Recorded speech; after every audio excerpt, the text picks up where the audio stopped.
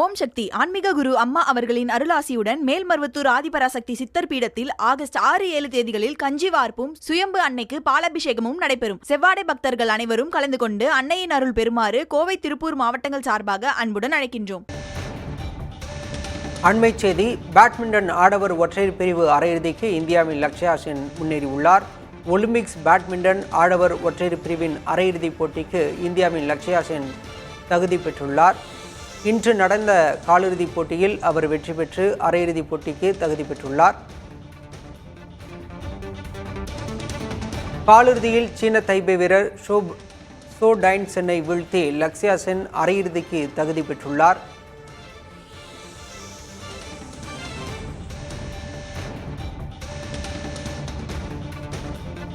Olympics badminton ஆடவர் ஒற்றையர் பிரிவின் அரையிறுதி சுற்றுக்கு இந்தியாவின் லக்ஷ்யா சென் தகுதி பெற்றுள்ளார். சீன தைபே வீரரை வீழ்த்தி அவர் அரையிறுதிக்கு முன்னேறியுள்ளார். முதல் செட்டை இழந்த போதிலும் அடுத்த 2 செட்டுகளை போராடி வீழ்த்தி தற்போது அரையிறுதிப் போட்டிக்கு இந்தியாவின் லக்ஷ்யா சென் முன்னேறியுள்ளார்.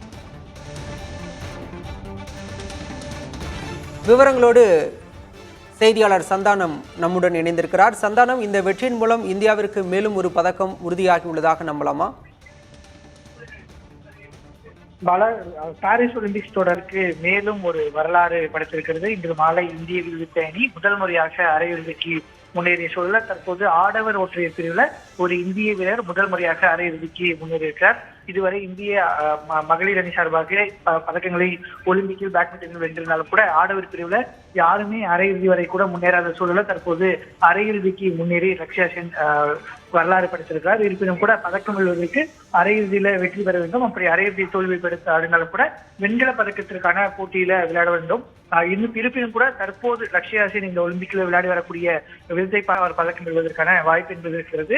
அவரை விட உலக தரவரிசையில அதிக ரேட்டிங்ல இருக்கக்கூடிய அனைத்து வீரர்களையுமே தற்போது லக்ஷ்யா சென் இந்த ஒலிம்பிக் தொடர்ல வீழ்த்தி வருகிறார். எனவே அவர் நிச்சயமாக அரையிறுதியில பதக்கம் வெற்றி பெறுவதற்கான வாய்ப்பு என்பது தற்போது அதிகமாக இருக்கிறது.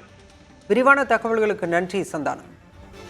ஓம் சக்தி ஆன்மீக குரு அம்மா அவர்களின் அருளாசியுடன் மேல்மருவத்தூர் ஆதிபராசக்தி சித்தர் பீடத்தில் ஆகஸ்ட் 6-7 தேதிகளில் கஞ்சி வார்ப்பும் சுயம்பு அன்னைக்கு பாலாபிஷேகமும் நடைபெறும். செவ்வாடை பக்தர்கள் அனைவரும் கலந்து கொண்டு அன்னையின் அருள் பெறுமாறு கோவை, திருப்பூர் மாவட்டங்கள் சார்பாக அன்புடன் அழைக்கின்றோம்.